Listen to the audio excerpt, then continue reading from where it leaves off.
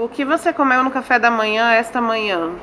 Cara, hoje eu comi ovos mexidos com cafezinho preto, né? Geralmente eu costumo tomar café aqui nessa lanchonete, que a gente chama carinhosamente de M11, né? Mas hoje eu tomei café em casa mesmo. Como você foi à escola hoje? Como geralmente você vai à escola? Cara, hoje eu vim no meu carro, né? Mas geralmente eu costumo vir de carona com duas amigas professoras, que é a professora Daisy e a professora Cris Baiana. Quanto tempo você gasta de casa até a escola?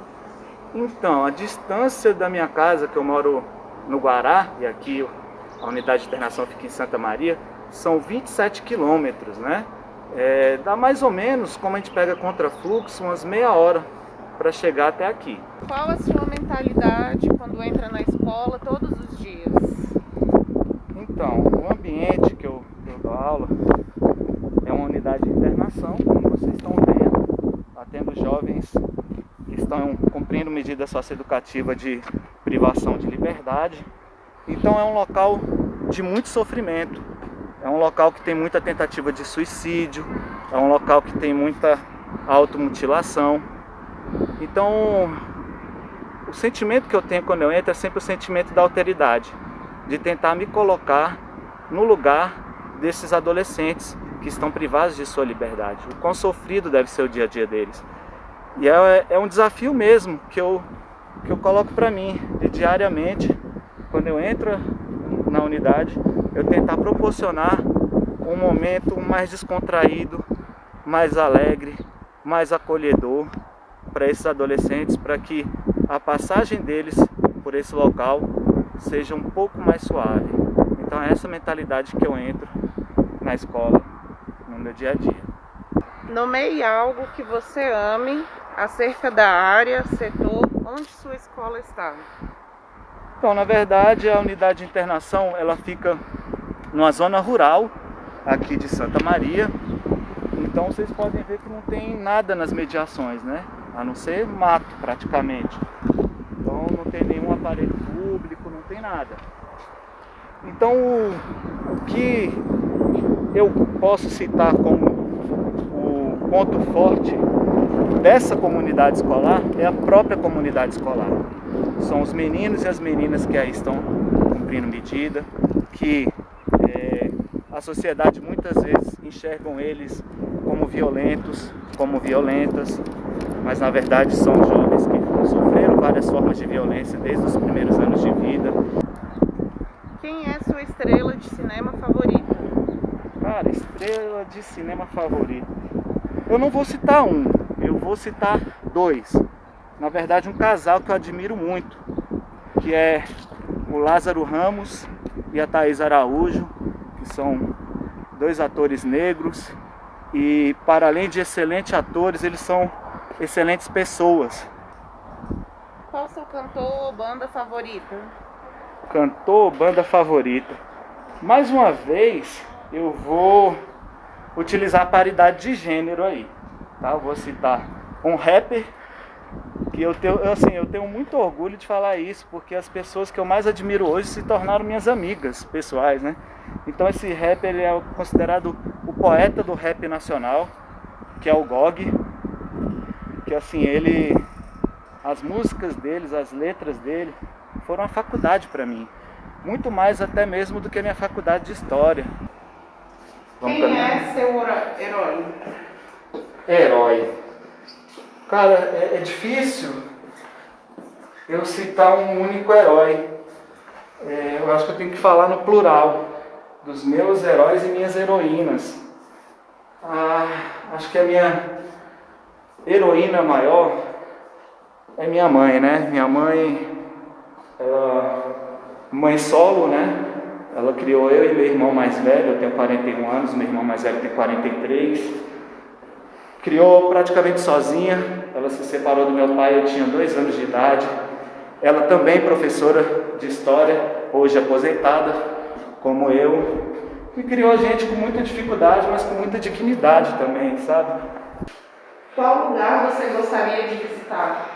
Cara, o lugar que eu gostaria de visitar, tem vários, né? Mas se eu fosse para citar apenas um, eu queria conhecer Cuba.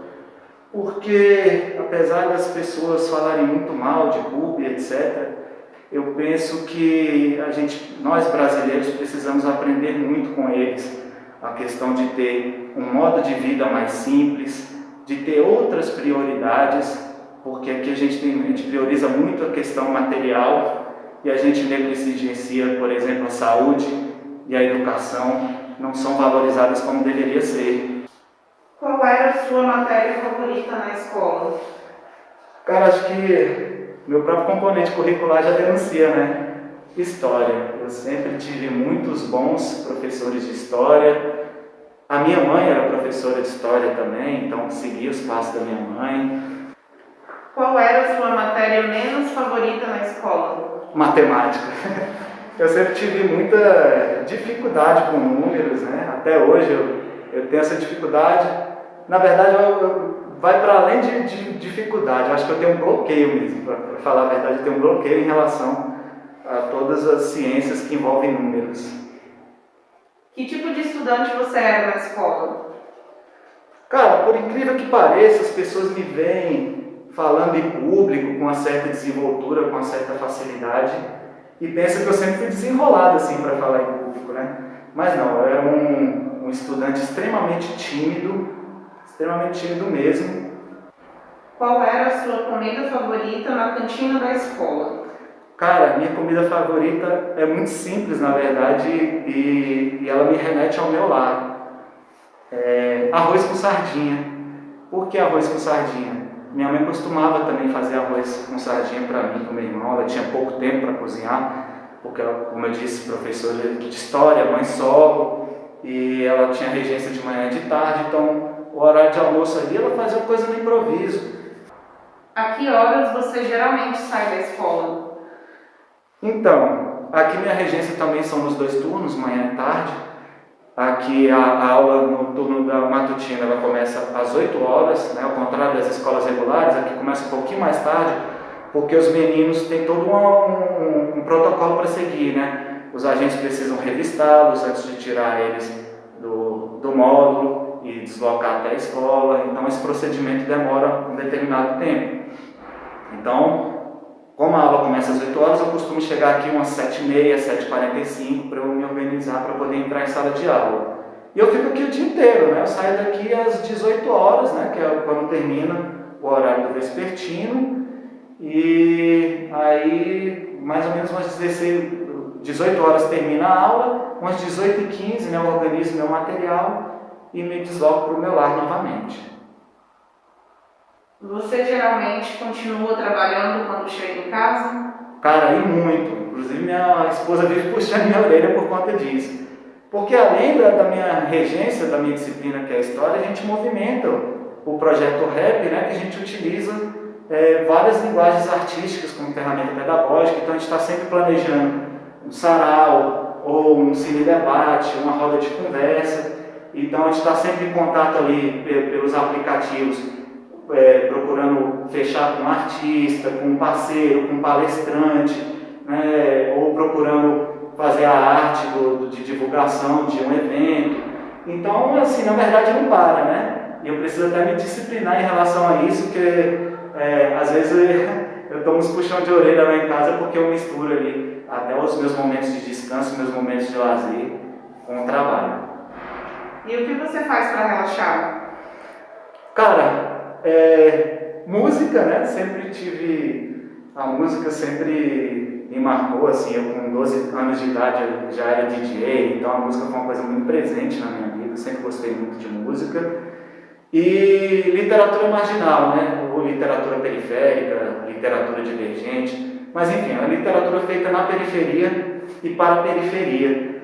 Então, assim, eu gosto de ler autores como o Ferrez, o Sérgio Vaz, o Nelson Mata, a Cristiane Sobral, Nenê Bastos, e muitos desses também eu tive o privilégio de passar de fã a amigo também, né? Eu acho que eu sou um privilegiado nesse sentido. Qual sua paixão ou passatempo fora ensinar? Cara, a paixão passatempo é a música mesmo, sabe? Como eu disse, com 12 anos de idade, eu já era DJ. É até legal isso, né? Que o rap, ele chega nos Estados Unidos por meio de um DJ com 13 anos de idade, né? E eu com 12 anos de idade já era DJ também, e isso é muito bacana. Qual a sua conquista ou realização que mais tem orgulho como professor? Olha, tem várias, mas tem um específico que me orgulhou muito, que foi no ano de 2018, que a gente recebeu um prêmio nacional, que foi o prêmio Itaú Unicef, e a premiação em si, lógico, é muito importante para dar uma visibilidade para o socioeducativo, para os meninos e para as meninas, mostrar que eles têm potencial. Se você pudesse escrever uma frase motivacional no seu quadro, qual seria? Vamos fazer isso na prática, né? Deixa eu pegar um pincelzinho aqui e vamos botar aqui no quadro. Então essa seria a frase que eu deixaria aí de mensagem para os meus alunos e alunas, né? E aí vou recitar aqui em formato de rap, né? Mesmo, né? Onde estiver, seja lá como for, tenha fé, porque até no lixão nasce flor. É uma frase é um trecho de uma música dos Racionais MCs, chamada Vida Louca, e eu acho que ela representa muito o contexto onde eu atuo, né? Qual o conselho mais importante que você daria a seus alunos? Conselho, eu acho que é continuar sonhando, nunca desistir de sonhar. Eu me lembro quando eu cheguei aqui, há 5 anos atrás, o meu primeiro contato com os meninos e com as meninas, eu perguntei para eles sobre os sonhos deles. E foi muito frustrante para mim, porque eu tinha percebido que eles tinham perdido a capacidade de sonhar. E isso é muito triste, né? Porque os sonhos eles transformam, né? Faz a gente agir, faz a gente se movimentar, faz a gente verbalizar o que a gente está sentindo. E por fim, por que se tornou professor? Cara, eu lembrei quando você me fez essa pergunta, Raquel. Uma vez perguntaram para o poeta Sérgio Vaz por que ele se tornou poeta. E ele respondeu que é porque ele era covarde. E eu me identifiquei com a resposta dele. Eu acho que eu virei professor porque eu sou covarde. Quando a gente passa pela faculdade de História, né, estuda, passa ali os 4 anos da graduação de História, o Sandrock sabe disso, isso gera uma certa revolta na gente, porque a gente vai compreendendo como ao longo do processo histórico, o homem acabou se tornando predador dele mesmo, acabou se tornando lobo dele mesmo.